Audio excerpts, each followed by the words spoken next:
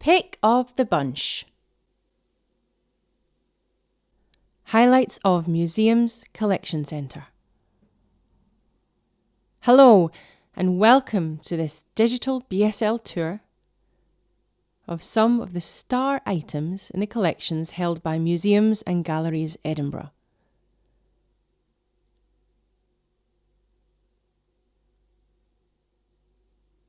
My name is Nico, and I've been working on the amazing collections here for a few years.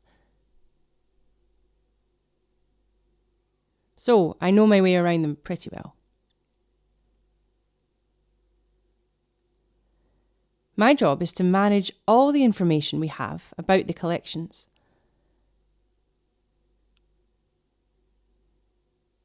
As well as keeping track of things moving around between our venues.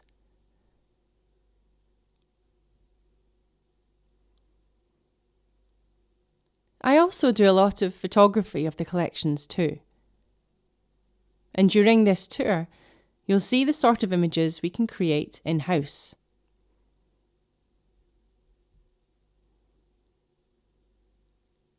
Museum Collections Centre. I am based at our wonderful Museum Collections Centre. Here, we store many of the items from the social history, applied art and Museum of Childhood collections.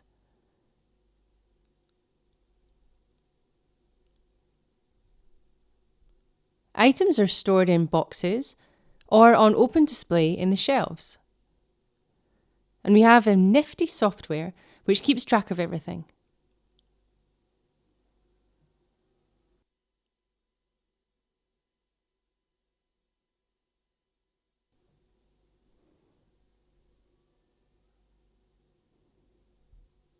But we are so much more than just a store.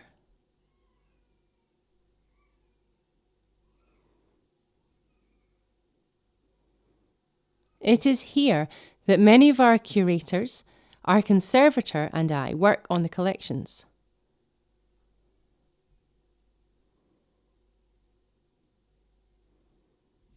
When we acquire new items, they come here to be sorted, recorded and photographed.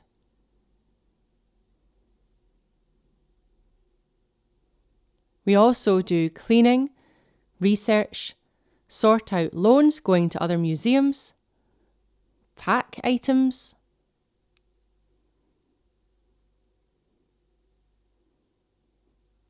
and generally have a wonderful time working on some really amazing objects. We'll start our online tour in our conservation lab.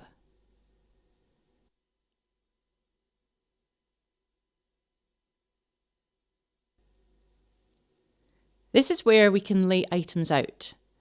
We have some kit to work safely with chemicals, microscopes, and a few other bits and pieces. Here's our collections care officer, Jenny, inspecting a ceramic plate from our Queensferry collections.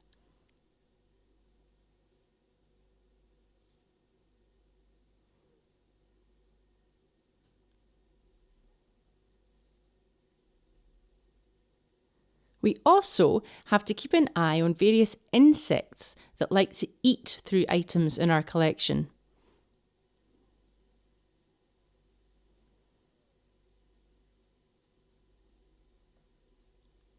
Here are some pictures of the worst culprits.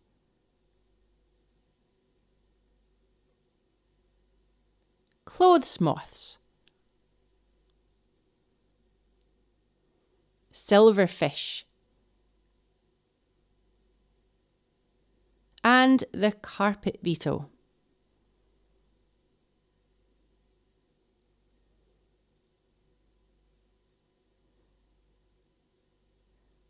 We put small traps all over our museums and galleries to catch these critters as a way to keep track of their numbers.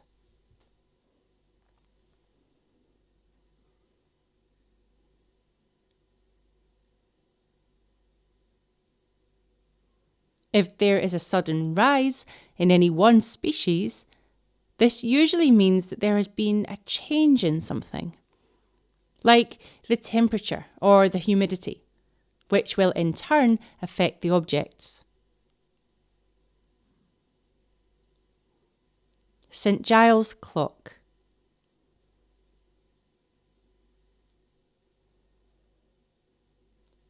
We'll now head into the store.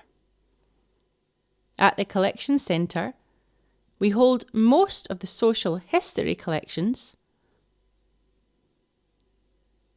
as well as ceramics and glass from the applied art collection, and have some of the Museum of Childhood collections as well. We have about 200,000 items in the collections. So, you can imagine, we don't have any one person in the team who knows about everything. We all have our own favourites. So in this tour, I'll pick out some of my favourites.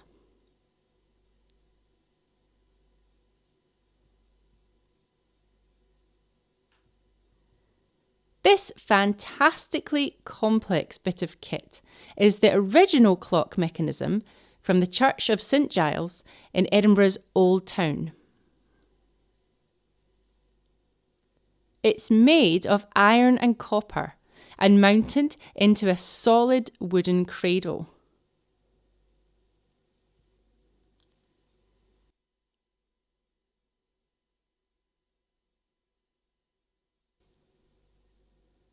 It was installed in 1722 by a London-based maker, Bradley.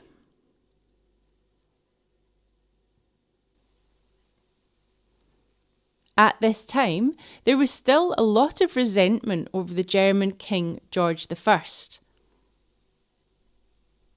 So bringing in a maker from London was not a very wise decision.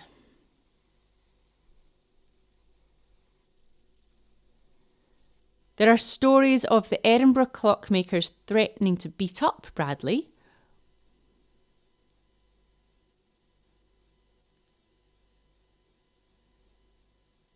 or deliberately sabotaging the clock so only they could mend it.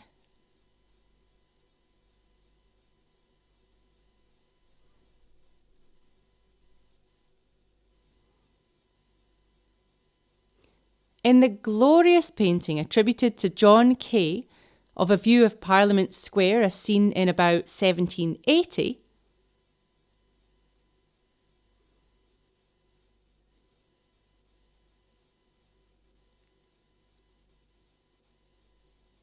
you can just about make out the clock face. It was never popular and considered an eyesore.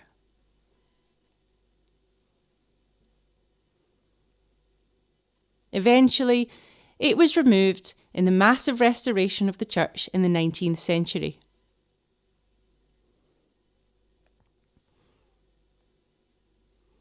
Before we move on, let's stop to look at this painting.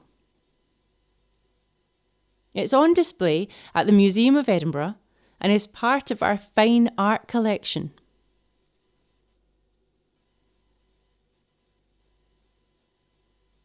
The artist John Kay was known for his portraits of notable Edinburgh characters. And in this painting, the artist has dropped many of these portraits into Parliament Square, just south of Edinburgh.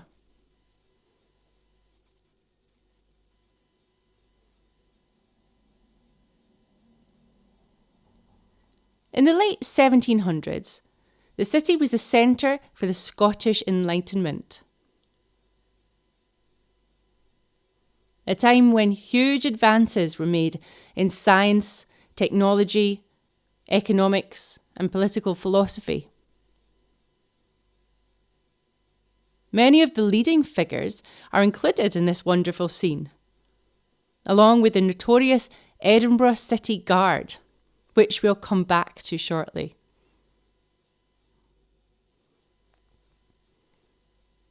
Back to our store. And alongside the clock mechanism are a few bells from the clock tower of St Giles. These were cast in 1698 and hung in a structure inside the tower known as the meat cage.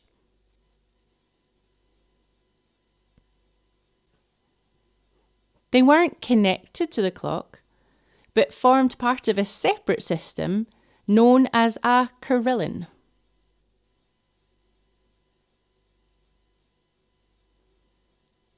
Essentially, this was a musical instrument, with each bell playing a different note, actioned by a keyboard.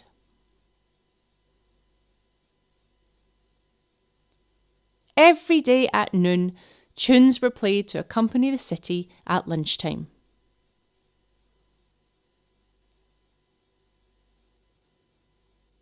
When the Act of Union was passed, disbanding the Scottish Parliament,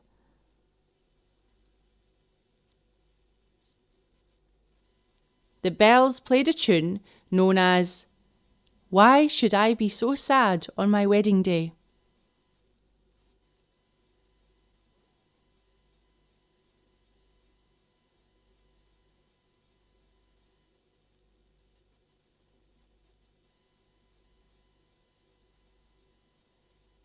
Buchan's pottery.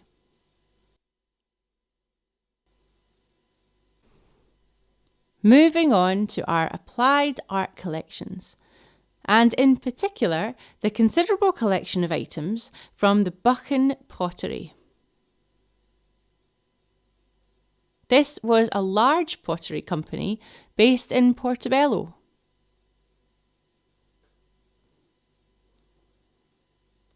You can still see the two large kilns down by the mouth of the Figgett Burn.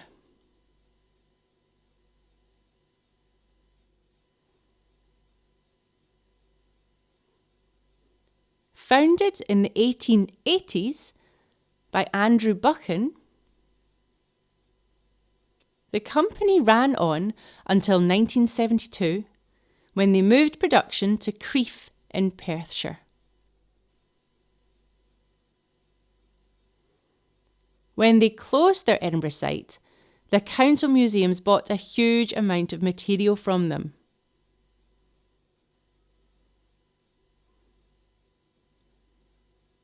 Our collection includes finished items, trial pieces, pots and brushes used in painting, and a whole load of equipment and tools used in the pottery.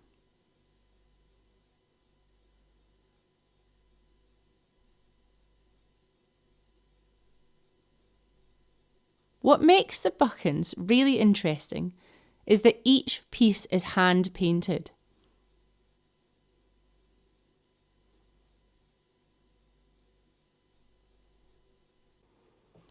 The company had a team of women working in the workshops, painting on one of their designs on each jug, mug, vase and dish.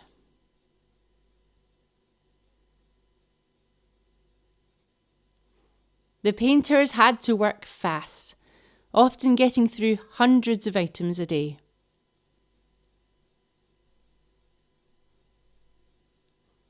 The designs, therefore, are quite stylised and easily copied.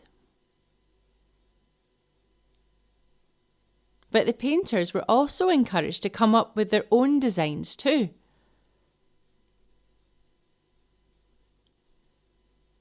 If their design was approved to production, they would get a pay rise.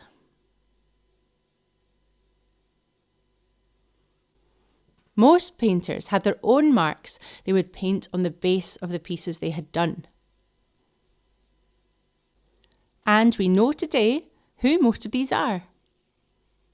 Each design used by the Buchans has a really evocative name.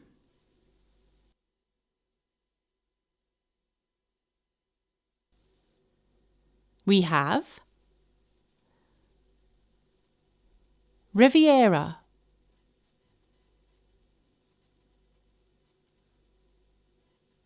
Brittany,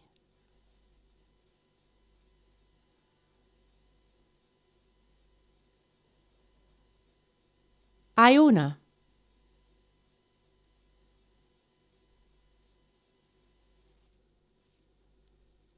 Festival.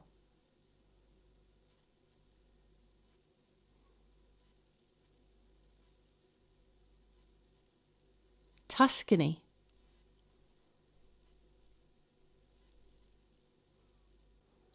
I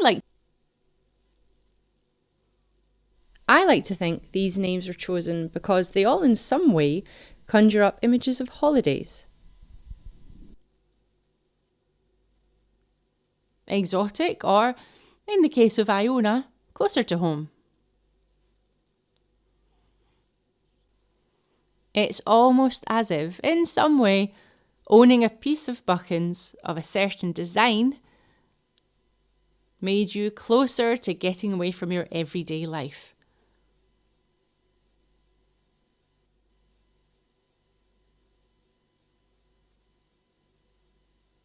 There is also another subtle story at play here.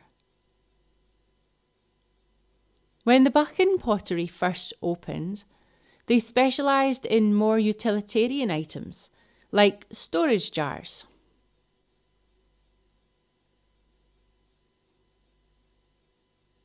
But during the mid-20th century, they began making items used more in leisure and entertaining. Things like nibbles or tapas-style dishes like this.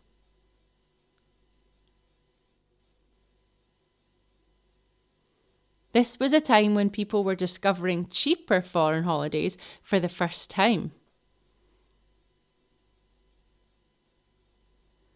And even if you couldn't afford to go to Spain, if you had a Buchan's nibbles dish, you could show off to your friends that you were at least thinking of going.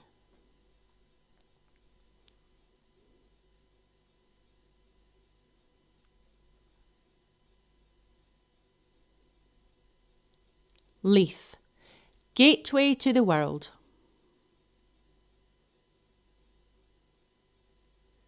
Leith and Newhaven are communities facing the sea. They both have a rich history of seafaring, shipping, and living on and by the sea.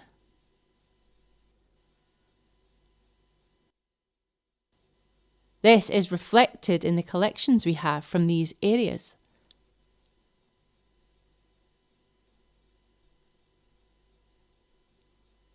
Leith was historically Edinburgh's gateway to the world.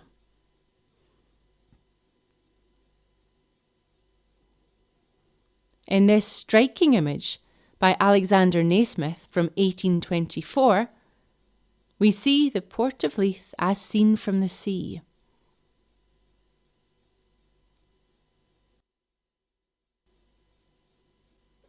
In the background loom Arthur's Seat and Salisbury Crags, towering over Calton Hill and Castle Rock.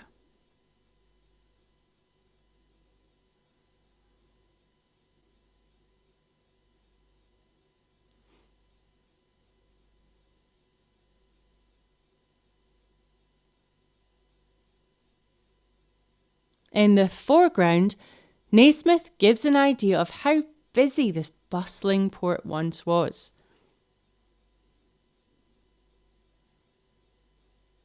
Ships coming in and out from all over the world. And a flotilla of smaller craft on local runs up and down the Forth.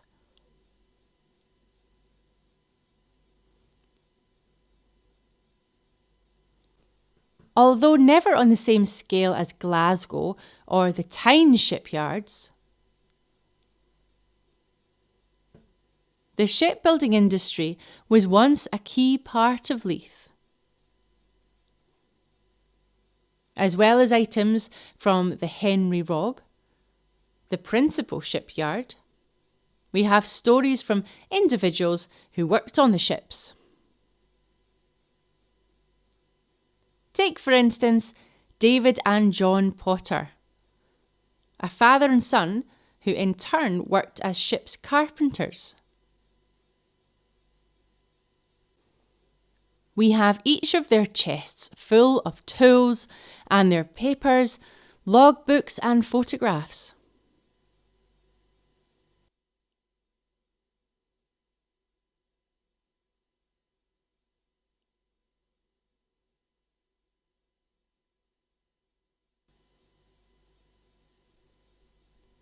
Another item from hundreds of years ago shows another side of the life of a merchant sailing from Leith.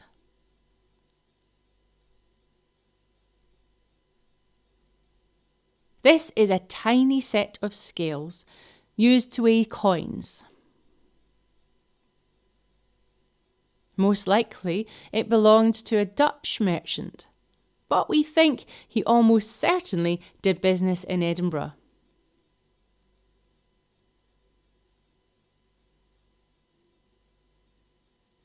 The box has the date 1607 written on, but it would have been in use many years after.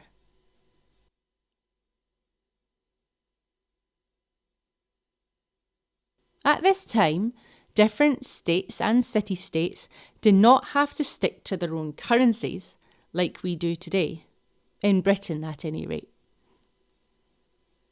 But traders could use coins from all over Europe.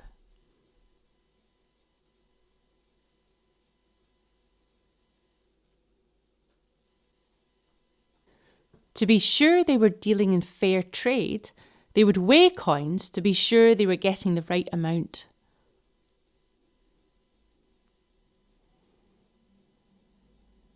Inside the box are weights for particular coins from across Western Europe, from Spain in the south to the German states in the east, and possible Sweden in the Baltic. It's a tiny, complex item that tells a big story of trade, of ideas and news following wherever merchants and shipping went.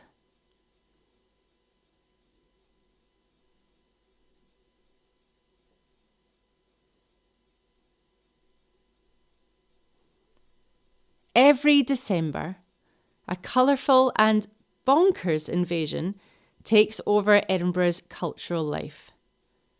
Be it Cinderella, Jack and the Beanstalk, Snow White, Mother Goose, or Aladdin. Panto season means all the usual crass jokes, the slapstick, the amazing sets, and the boos, cheers and jeers from the audience. Scottish pantomime is a very special art form. But did you know that British pantomime had its origins in a particular form of theatre from hundreds of years ago? We're lucky to have a collection of items relating to pantomime at Edinburgh's King's Theatre. From the 1880s through to the 1990s, we can see how panto has changed over the years, from the earliest playbills listing all the various scenes, to modern pantomime with its clever lighting tricks and pop references. The collection is of about 900 items and charts the entire creative process to putting on a panto. We have beautiful hand-drawn costume designs with notes on what the finished costume should look like, or with swatches of fabric stapled on. We also have original scores and scripts with changes and tweaks made during the rehearsal run.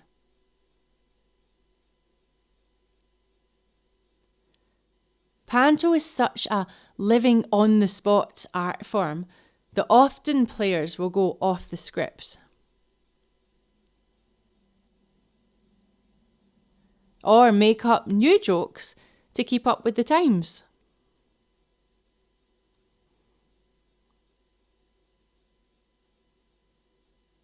This is one of a number of 3D stage set models from the 1995 production of Aladdin.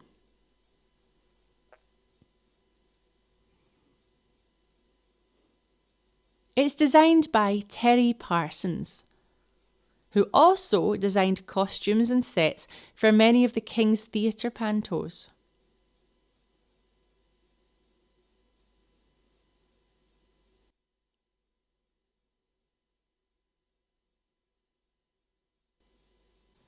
Today, the design stages of theatre productions is done largely on computer.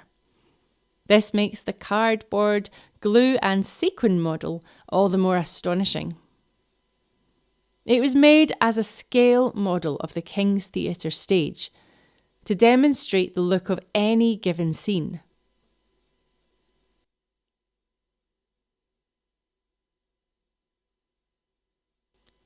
We're often astounded at the effort that went into producing it.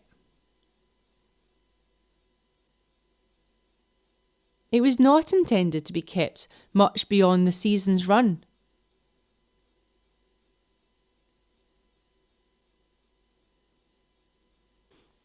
This programme is from a production of Cinderella in 1895 at the Empire Palace Theatre, now the Festival Theatre.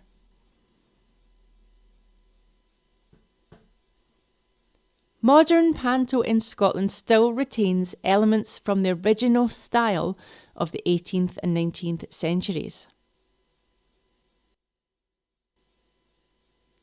There is usually a central transformation scene with elaborate stage and lighting tricks.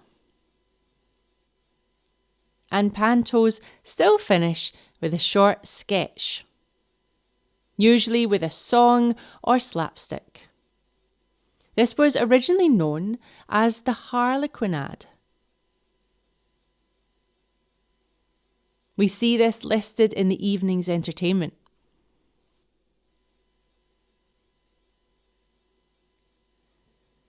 Retail therapy.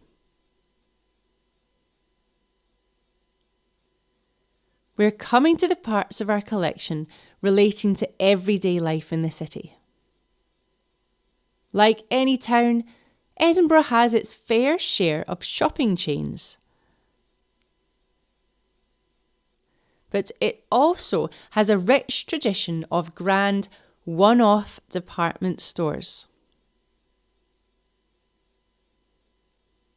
Many folks still remember Forsyth's, with its iconic globe on the roof.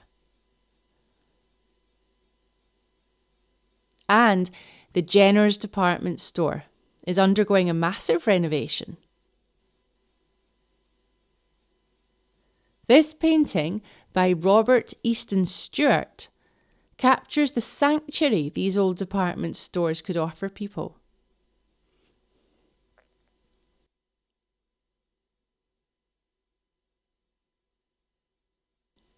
Sheltering from the Edinburgh rain and dark nights. The bright lights of malls shine through the murk, tempting shoppers to all sorts of wonders.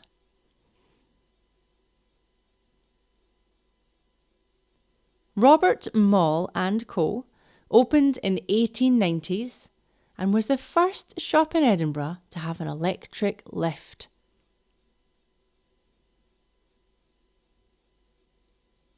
It has had many incarnations since then and is now the Johnnie Walker experience.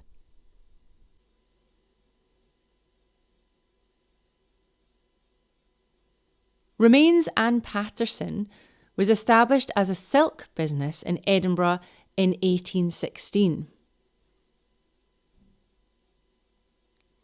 They quickly added tartan to their specialisms and were issued with a royal warrant for Queen Victoria in 1842. The company moved to their current shop on Princes Street in 1884 after the 18th century building on site was remodelled in the fashionable French Empire style. The woman on the far right of the photograph was Romains and Paterson's head dressmaker, Olivia Osborne, who lived in Leith. The photograph was taken by the Parisian Photo Company, who were based only a few doors down from Romains and Paterson on Princes Street.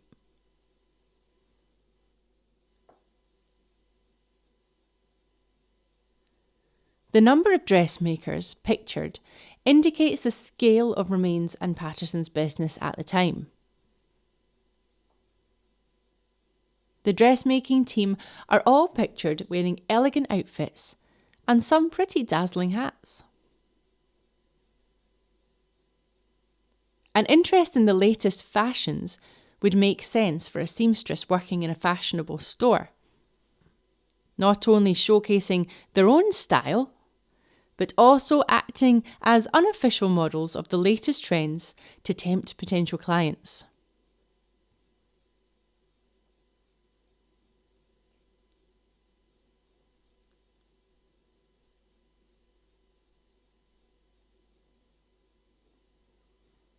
Shoppers were able to select fabrics in store and consult with assistants about patterns that could be made up.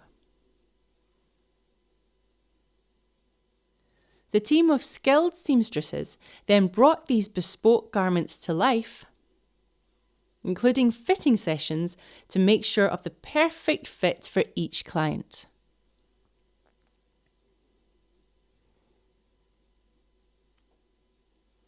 The shop branched out later in the 20th century into a much wider range of clothing and household goods.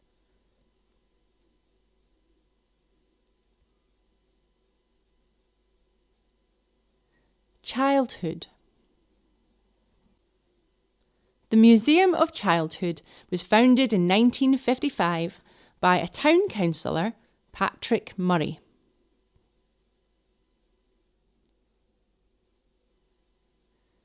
He started the museum with his own collections. Since then, the collection has grown to tell a complete story of childhood.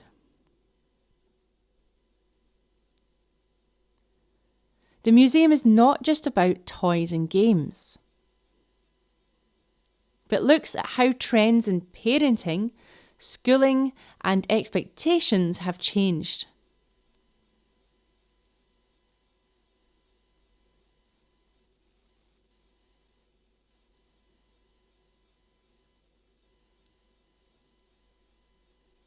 This is one of my favourite items. It's a series of bird and weather observations kept by a child in South Wales in the late 1950s. In it, they've written a daily diary with notes about the weather and any wildlife seen, usually from their garden. On some pages, there are dried leaves and flowers. What I find amazing is that this diary was kept for several months. I tried to keep a nature diary when I was young, but rarely went beyond a week.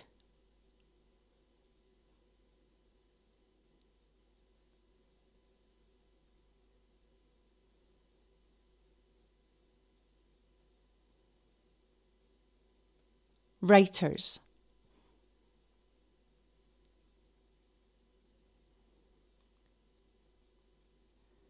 No tour of highlights of our collections would be complete without mentioning the Writers' Museum.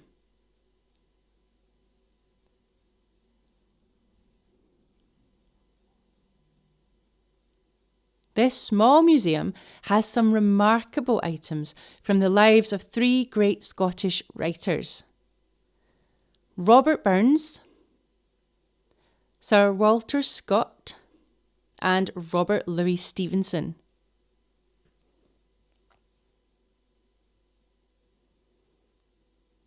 Indeed, the very first council-run museum was created as somewhere to keep a set of handwritten documents by Robert Burns. We still have these today, still showing the bard's writing.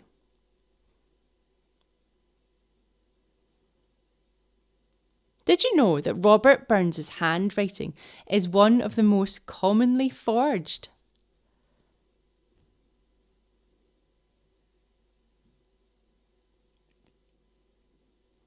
The Stevenson collection includes items from his childhood and early adulthood in Edinburgh.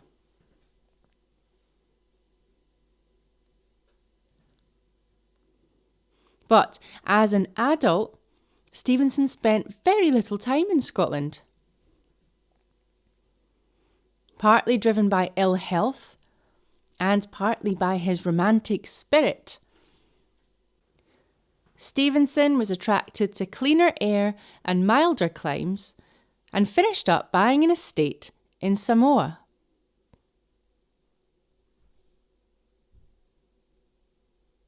He sailed around the South Pacific, writing affectionately about the friends he made on the way.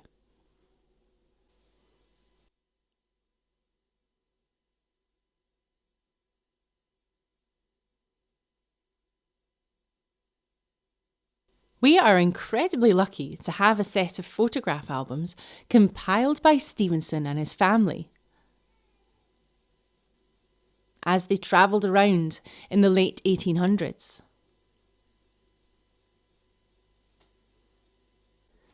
This image shows the view of Totira on Tahiti, where Stevenson and his family spent a few months in 1888.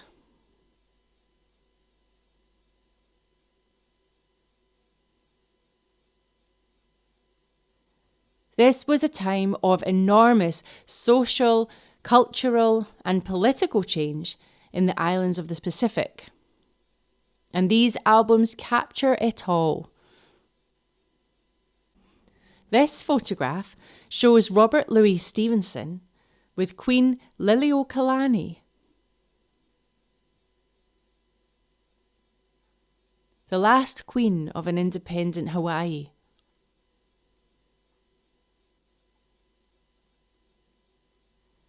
When Stevenson visited Hawaii, it was an independent kingdom.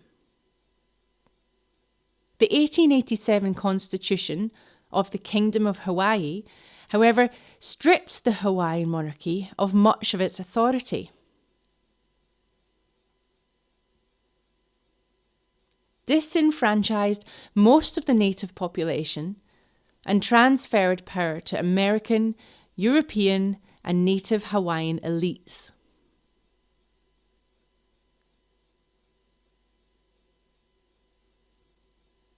This was followed by the forced creation of the Republic of Hawaii in 1893, the abdication of Queen Liliuokalani, and Hawaii's annexation by the United States of America in 1898. These albums therefore capture a crucial moment in world geopolitics, still felt today. With recent stories such as the handover of the Chagos Islands to Mauritius.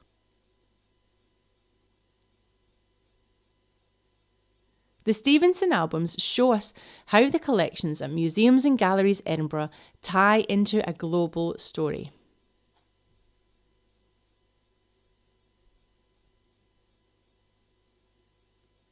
That brings us to the end of this whistle-stop tour of highlights from our stores.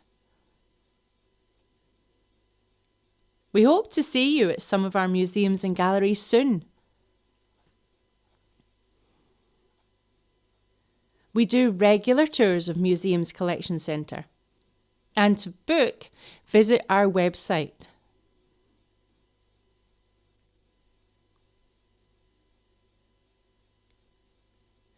edinburghmuseums.org.uk.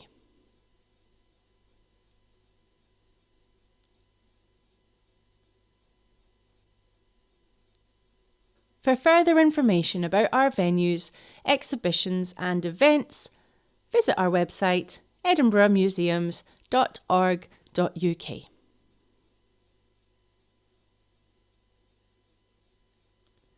Follow us on X at EdinCulture, Instagram, Museums and Galleries Edinburgh.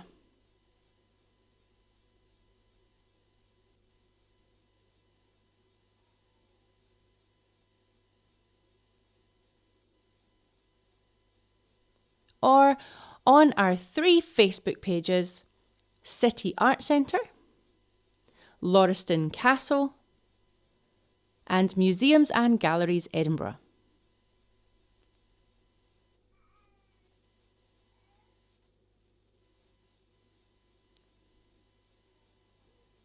Produced by Magic Egg Productions.